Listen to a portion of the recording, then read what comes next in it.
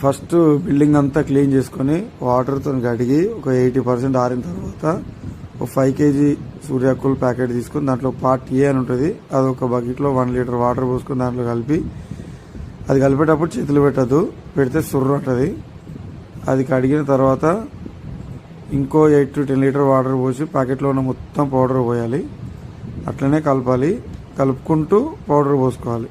ఇక paint brush కానీ roller కానీ తీసుకొని బిల్డింగ్ మొత్తం వేసుకోవాలి.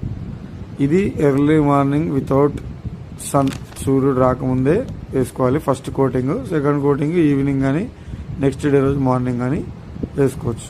ఒక 10x10 రూమ్కి 5 kg ప్యాకెట్ డబుల్ కోట్ సరిపోతుంది. ఇది వేసుకోవడం వల్ల మినిమం 5 to 10 degrees టెంపరేచర్ అయితే పక్కా తగ్గుతుంది. ఒకవేళ ఎండలో మాత్రం వేస్తే ఈ విధంగా నేను చూపించినట్టు పగుళ్ళు వస్తాయి. ఎండలో మాత్రం ఎట్టి పరిస్థితులు వేయద్దు.